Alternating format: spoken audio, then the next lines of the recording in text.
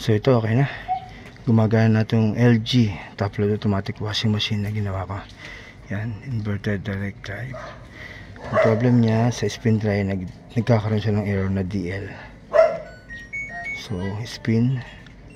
So kanina pag in-start mo siya, lalabas ka agad yung error na DL. Then hindi siya nag-error, naglalak na pula.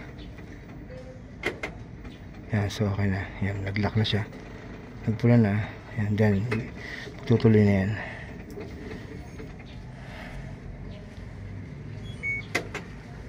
Yan, so nawala. Then so yan, okay na. Kahit na paulit-ulitin ko yan ng start, pause, yan, talagang okay na. Hindi na siya sumasablay sa paglalak.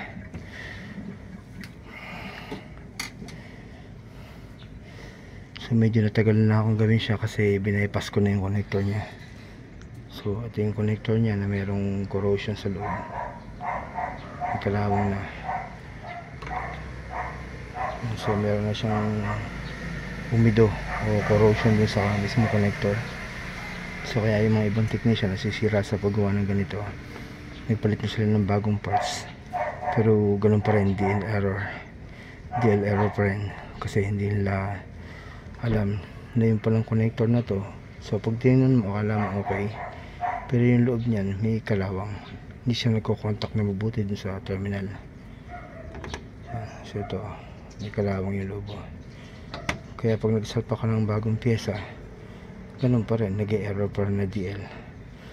Kaya pag binaypas ko na, nirekta ko na yung wire nya, hininang ko na siya. So yun, okay na. Medyo madiwara lang na mag-bypass ng kanyang mga wire, kaya medyo natagalan ako. Unlike yung iba na hindi kailangan i-bypass yung kanyang linya o wire, mas mabilis gawin. So dito ito sa Lancaster KS19.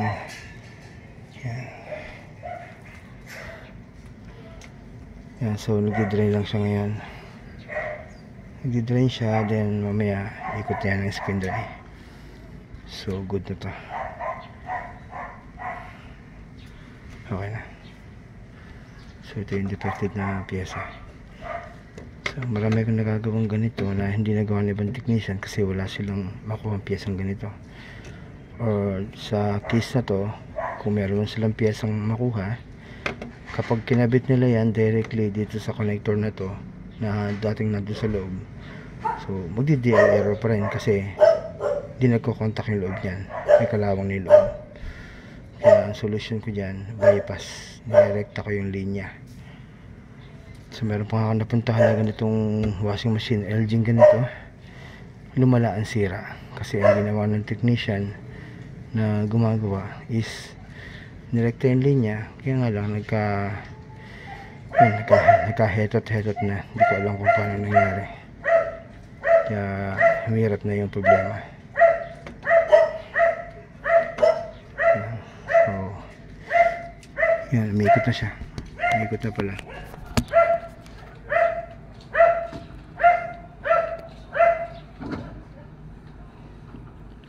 Yan, so okay na, problem solved na. Yun, okay na. So dito ito sa Lancaster KS19, nakagawa na naman isang sirang automatic washing machine. So actually yung sira nito is hindi madali. So ako dati kong technician ng Panasonic tsaka Electrolux Service Center, yun, kaya experiencado na. Kaya marami akong napupuntahan na sirang automatic washing na nagpalit na ng bagong pyesa yung technician, hindi pa rin naayos. So kaya dahil hindi alam kung ano pa yung ibang problem, tulad dito, corroded connection, pag ginamit mo yung same connector na nasa loob na ito, hindi rin siya magkocontact. So kapag tingnan mo, akala mo okay lang, pero yung loob niya hindi nagkocontact. Kaya nga kanina nang pagkabit ko ng bagong pyesa, ganun pa rin, nagdi-DL error pa rin. So ang solution ko, binaypas ko yung mga wiring niya, so hininang ko siya. Meron akong panghinang na maganda. Yan, so okay na, problem solved. Yan, thank you Lord.